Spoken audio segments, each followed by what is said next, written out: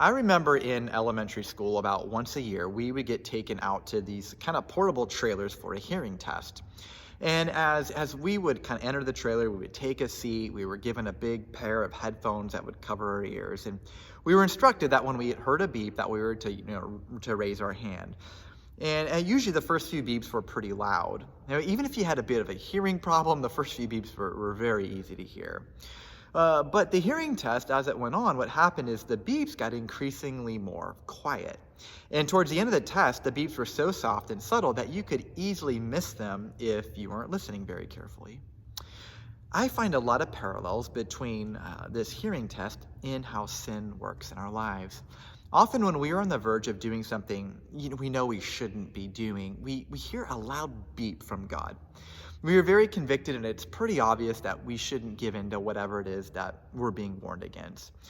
However, if we ignore that beep, right, if we ignore that conviction, that voice becomes increasingly quiet. What once stopped us dead in our tracks has become but a faint whisper. When we ignore God's conviction or we ignore our conscience, the resistance becomes increasingly less and less until our heart becomes hardened about a certain area of our life. And that's what we're talking about today in Romans 9. So I'm going to read just verse 18, and then let's dive into that. Therefore, God has mercy on whom he wants to have mercy, and he hardens whom he wants to harden. Now, the context of this is Pharaoh. So clearly Pharaoh had a very hard heart. Perhaps we find it strange to hear the words that God hardened his heart.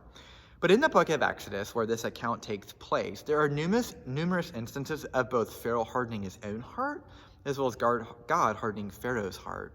So these two went together. And one of the reoccurring phrases we saw in Romans 1 was that God gave them up, or he gave them over to what they wanted to do. So in other words, the conscience was a gift from God to distinguish between right and wrong. But after repeatedly drowning out that voice, it became more and more faint. And the end result was that God gave them over to their desires. Now, as Christians, one of the greatest gifts we have been given is the gift of the Holy Spirit. Jesus said that one role of the Holy Spirit is to convict the world of sin.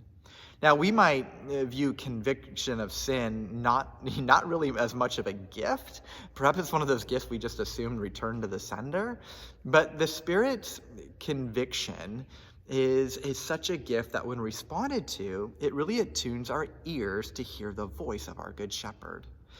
Now, while it's true that when we repeatedly drown out that voice becomes more faint, on the other hand, the more faithfully we respond to that conviction, the better able we are to hear that voice. Now, perhaps there's an area of your life where the beeps of God's voice have become pretty faint. And I just want to encourage you that you don't have to stay there. I don't have to stay there. What has the Spirit been convicting you on that you've been ignoring?